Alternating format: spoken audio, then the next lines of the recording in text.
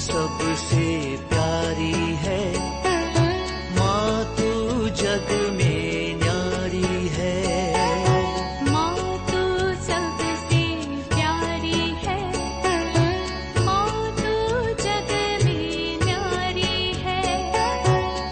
अपने आंचल में रखना, अपने आंचल में रखना, हमें वरदानों से भरना।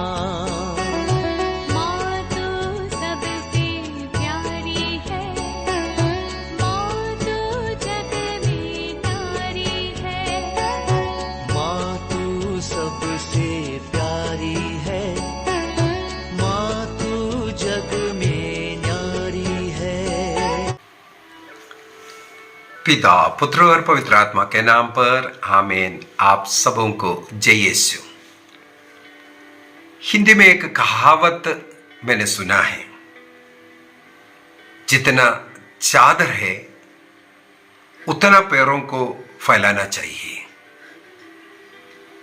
चादर का जितना लंबाई है उतना पैर को फैलाना चाहिए, लंबा करना चाहिए। अगर चादर छोटा है, पैर को मोड़ कर रखना जरूरी है। चादर अगर बहुत लंबा है, एकदम अपना पैर को लंबा करके लेट सकता है। एक बहुत सुंदर कहावत है, अनेकों का घर नरक बनने के पीछे, स्वर्ग से नरक बनने के पीछे यही कारण है, चादर से ज्यादा पैर को लंबा करते हैं। हम लोग इस कहावत को हमारे आर्थिक परिस्थिति के साथ जोड़ करके कहते हैं। मुझे ऐसा कई इंसिडेंट मालूम है, जितना चादर है उससे ज्यादा पैर लंबा करने के कारण उनका घर नरक जैसे बन गया। एक छोटा सा उदाहरण बोलता हूं। जबलपुर में जब हम लोग रहते थे, वहां पर एक प्रार्थना सेंटर है। उस प्रार्थना सेंटर में वहां के एक स्कूल का टीचर आया करते थे। बीच में देखना शुरू किया, धीरे धीरे वो बात करने लगे, बहुत भयभीत लगे।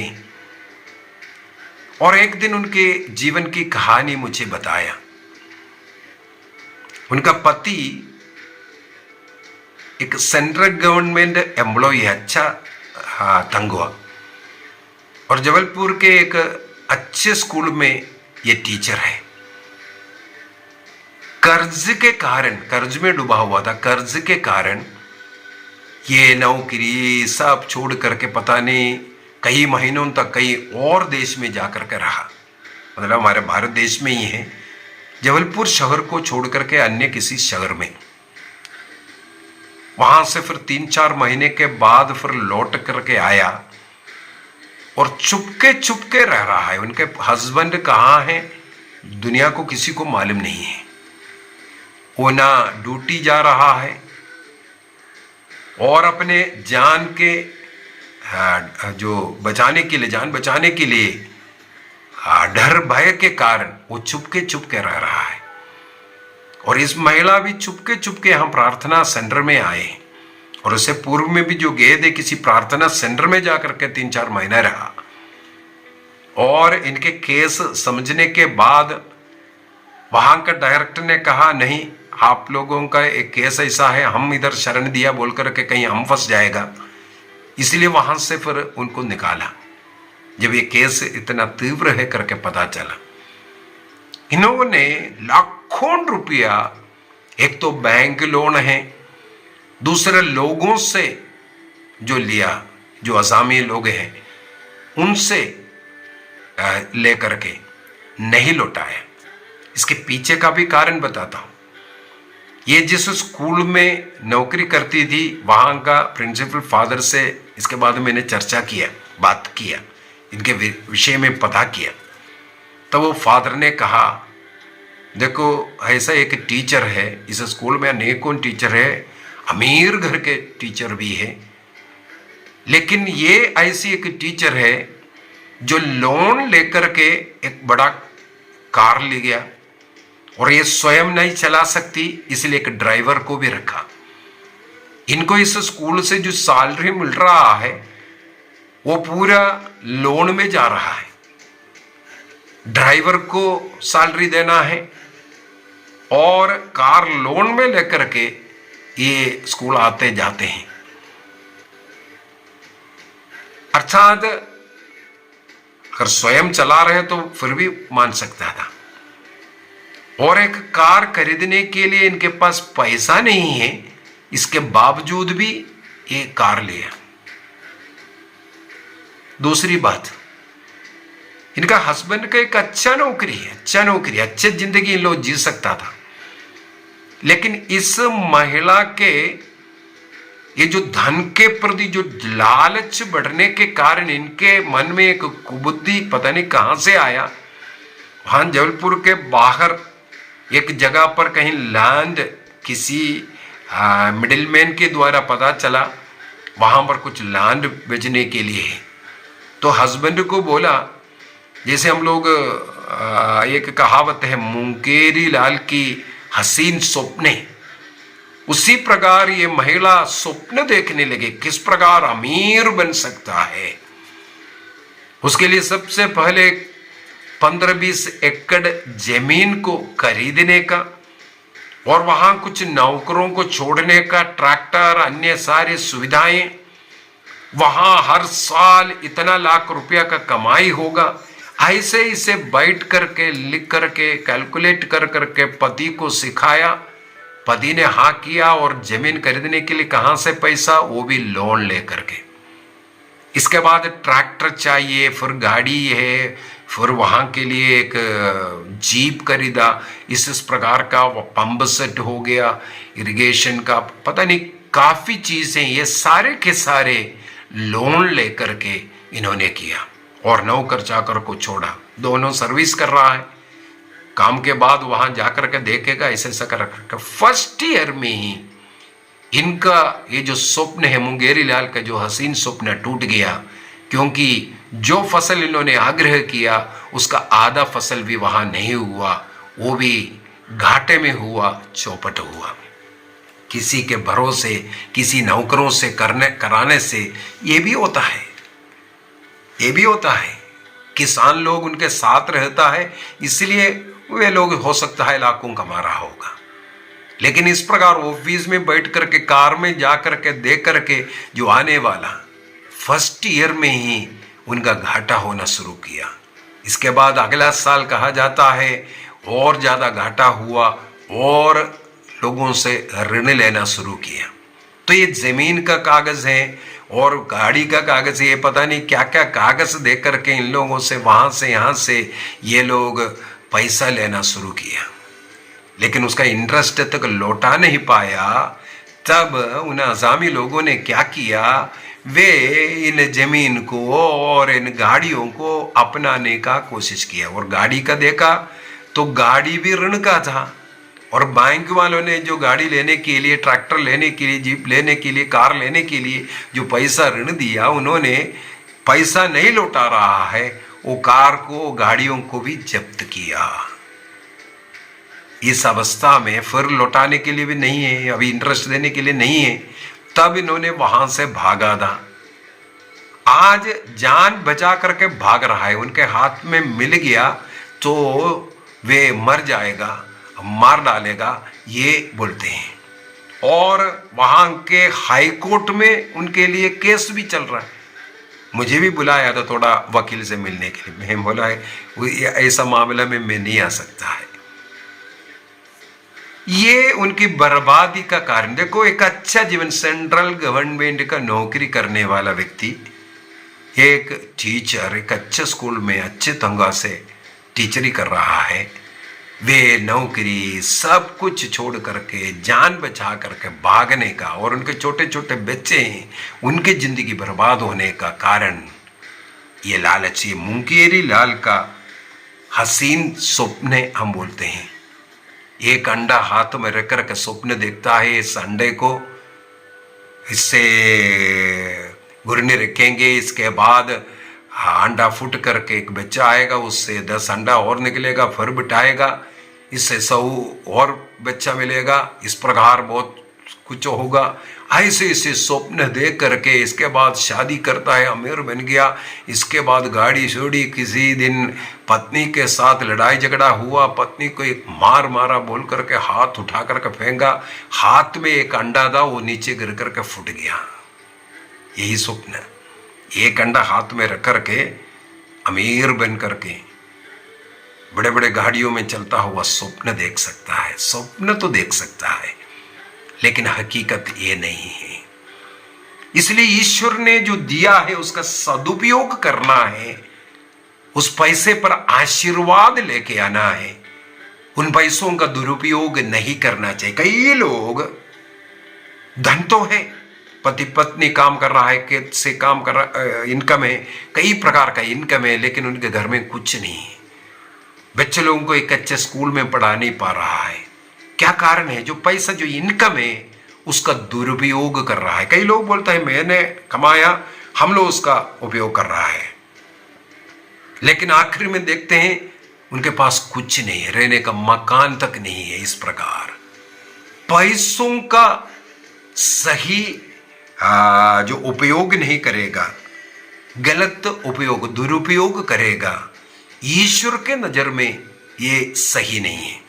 एक तो पैसा ईमानदारी का पैसा कमाना चाहिए, गलत पैसा नहीं होना चाहिए, और उस ईमानदारी का पैसा जो कमाया हुआ पैसा है, उस पैसे को ईमानदारी के साथ सदुपयोग करना चाहिए। दुरुपयोग के लिए भी ईश्वर ने उस पैसा नहीं दिया है। यदि हम लोग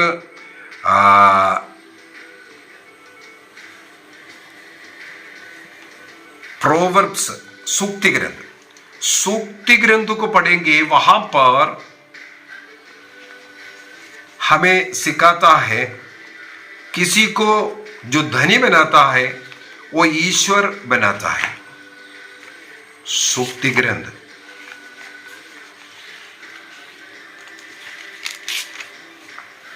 प्रोवर्ब्स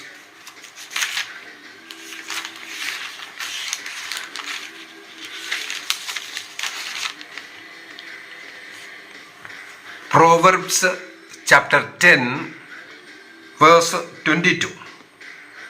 प्रभु के आशीर्वाद से ही कोई धनवान बनता है। सूक्ति ग्रंथ अध्याय 10 वाक्य 22। प्रभु के आशीर्वाद से ही कोई धनवान बनता है। इसकी तुलना में हमारा परिश्रम नगण्य है, अर्थात हम दिन रात मेहनत कर रहा है, इसलिए हम कमाया इसलिए धन इकट्ठा हुआ, ये बोलना भी गलत है। ये ईश्वर के एक आशीर्वाद है। यदि मेरे पास आज पैसा है, वो ईश्वर का आशीर्वाद है। धन को ईश्वर का आशीर्वाद मानने की जरूरत है। ईश्वर के आशीर्वाद से हमें जो धन मिला है, और ईश्वर के आशीर्वाद मिला हुआ वो धन को कभी दुरुपयोग नहीं करना है। कई लोग पार्टी सार्टी, बर्थडे, फलाना डे ऐसे ऐसे मनाने में, दोस्तों के साथ दारू पीना, होटलों में पार्टी, होटलों में जाकर रहना, ये करना, मतलब दुर्विनय जो करना, ये गलत है। जिसको एक साइकिल खरीदने का जो पैसा है, वो साइकिल ही खरीदना चाहिए, वो मोटरसाइकिल नहीं खरीदना है। जिनके पास मोटरसाइकिल खरीदने का पैसा है, वो मोटरसाइकिल खरीद के उसमें खुश रहना चाहिए। वो कार के लिए, 4 व्हीलर के लिए नहीं सोचना है। 4 व्हीलर लेगा, आप उसको कहीं ना कहीं से पैसा ले करके या गलत तरीके से पैसा कमा करके या बैंक से लोन ले करके सब आपको लेना पड़ेगा। वो आपके घर को धीरे धीरे संकट में भी डाल सकता है।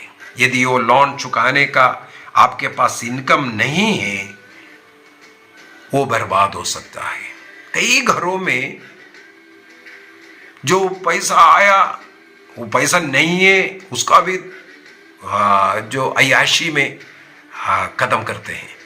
कई यहाँ वहां से लोन लेकर के, मुझे एक परिवार में जान रहा हूं, यहाँ वहां से दुनिया भर के जहां कहीं से मिलता है लोन लेकर के ऊपर रखा है। लेकिन 4 कदम भी अगर चलना है टैक्सी में चलने वाला, और इतना पैसा खर्चीला कर कर करके जीवन जीने वाला, लास्ट में क्या हुआ, एकदम कंगाल हुआ। जो उनका मकान तक जिससे पैसा लिया है उन लोगों ने लूट करके लेकर के गया। इस प्रकार का यहां वहां से पैसा लेकर के बर्बाद कर करके जीने वाला कंगाल बनता हुआ देखने में मिलता है। और जो नशा करने वाले लोग, अच्छे अच्छे नौकरी करने वाले, मैं कई लोगों को जानता हूं, नशे के कारण नौकरी नहीं जा रहा है, नौकरी छूट गया, इनकम नहीं तो जो पैसा मिल रहा था पूरे का पूरा पैसा पी करके पार्टी में इस प्रकार खत्म करने वाले लोग। इसका मतलब ये जो पैसा प्रभु का जो देन है उसको सदुपयोग नहीं किया। कई लोग दूसरों के दिखावा के लिए, दिखाने के लिए, देखो एक और बात मैं बताना चाहूंगा, यहां जितने भी बात हकीकत नहीं है, दिखावे के लिए जो करता है वो शैतान का कार्य है। जो दिखावा है वो असलियत नहीं है, ट्रूथ नहीं है, असत्य है। उस असत्य का पीछे शैतान रहता है, वो आपको डुबाएगा।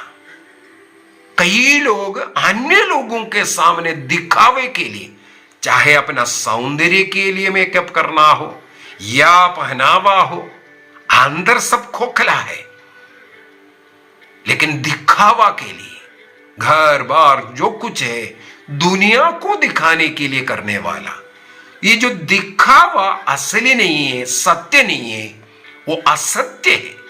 वो असत्य शैतान से है और शैतान आपका विनाश करेगा। इसलिए दूसरों के सामने दिखाने के लिए जो कार्य करने वाला, दूसरों से हम कुछ कम नहीं है, हम भी ये है वो है, ये दिखाने वाला, वो अपना घर को नरक बनाएगा। हकीकत कुछ और होता है, दिखावा में कुछ और दिखाता है।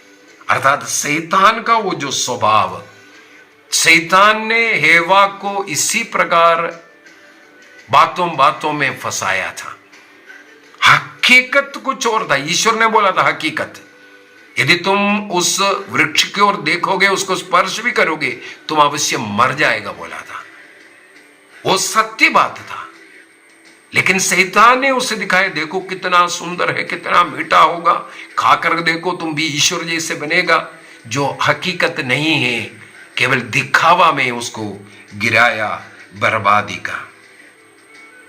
और कई लोग होता है, स्वप्न देखता है, पढ़ा लिखा 8वीं क्लास है, कलेक्टर बनने का स्वप्न, अच्छा है, स्वप्न अच्छा है, लेकिन पढ़ाई के समय पर पढ़ाई करना है, नौकरी के समय पर नौकरी करना है, विवाह के समय पर विवाह करना है, संतानों की सृष्टि के समय है उसके सृष्टि करना है। उपदेशक ग्रंथ उसके अध्याय 3 वाक्य 1 के अंदर बहुत सुंदर है।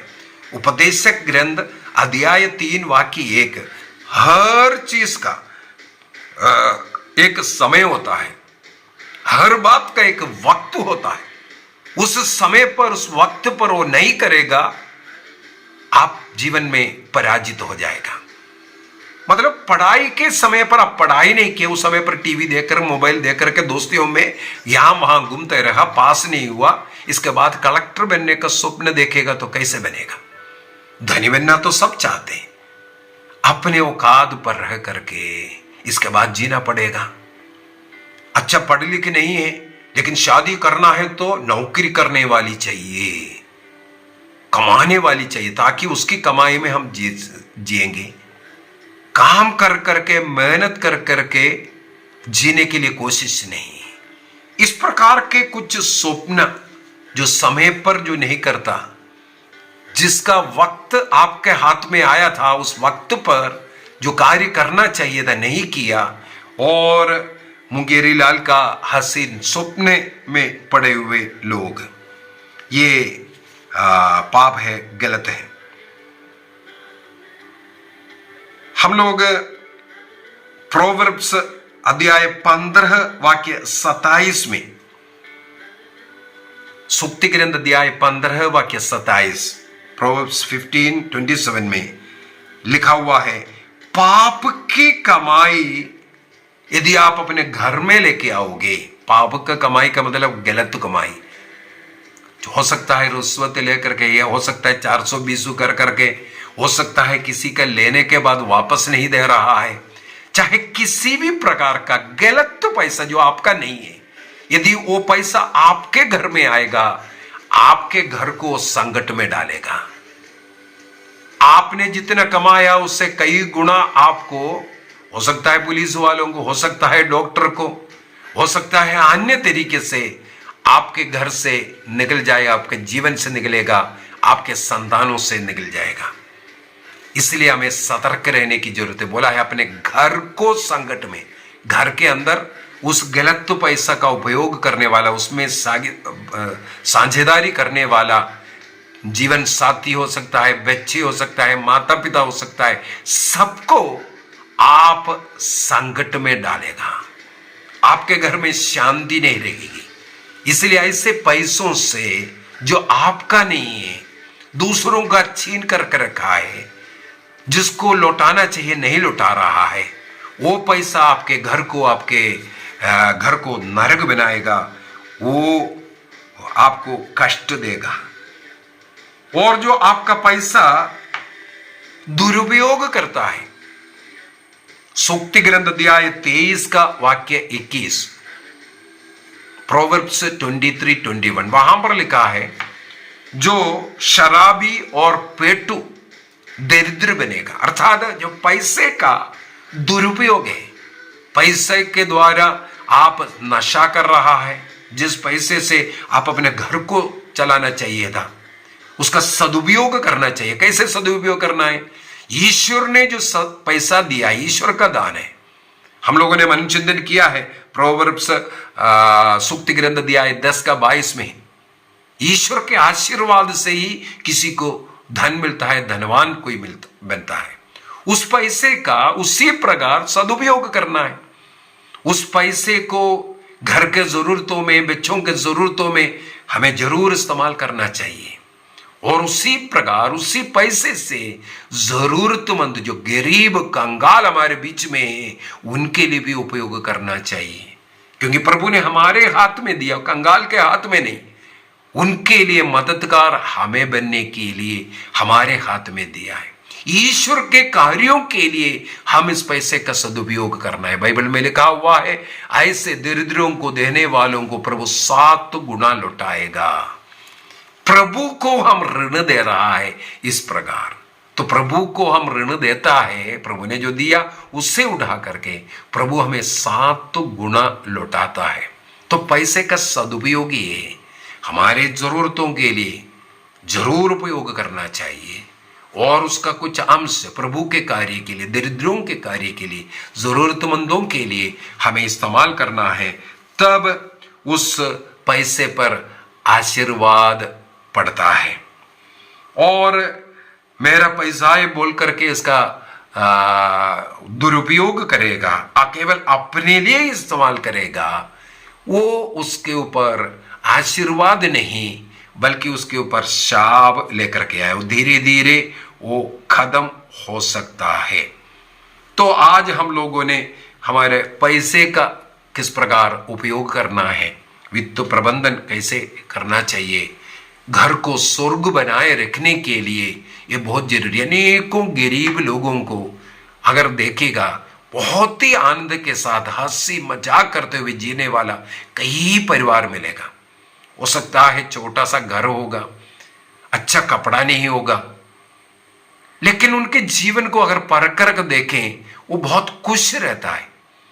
क्या कारण है? अपने उस कमाई में जो मजदूरी जो मिला है उसमें वो खुश रहता है, उसका सदुपयोग कर करके वो जीवन जीता है। इस कारण प्रभु का आशीर्वाद उन लोगों में, अगर एक रोटी के लिए खाने के लिए था, उसको बांट करके खा रहे हैं, प्रभु को धन्यवाद दे करके वे सो रहा है, उस घर में शांति है, वही घर स्वर्ग कहलाते हैं। अनेकों धनी लोग हैं, बड़े बड़े घर है, लेकिन उस घर के अंदर शांति नहीं। डाइनिंग टेबल तो है, लेकिन परिवार के सब लोग मिलकर के एक वक्त का खाना नहीं खा पा रहा है। अच्छे मलमल का बेड है, लेकिन रात को नींद नहीं आ रहा है। क्या फायदा ऐसा बिस्तर का, क्या फायदा ऐसा डाइनिंग टेबल का, क्या फायदा ऐसा घर का जहां आपको शांति नहीं मिल रहा है, क्योंकि यह घर स्वर्ग नहीं नरक बन चुका है। हम उसको स्वर्ग बना सकता है धन का सदुपयोग के द्वारा। दुरुपयोग को बंद करेंगे। उन पैसों के लिए प्रभु को धन्यवाद देते हुए आइए हम अपनी आंखें बंद करें, प्रभु को धन्यवाद दें। प्रभु ने हमें जो कुछ दिया उसके लिए धन्यवाद दें। यह स्वीकार करें, मेरा कर्म, मेरा मेहनत, यह सब नहीं बल्कि प्रभु का आशीर्वाद है। मुझे इस काम करने, इस पैसे को कमाने का मुझे योग्य बनाया, उस प्रभु को धन्यवाद दीजिए। प्रभु का अनुग्रह आशीष हम पर सदा बना रहे। पिता, पुत्र और पवित्र आत्मा के नाम पर आमीन। आप सबों को जय यीशु।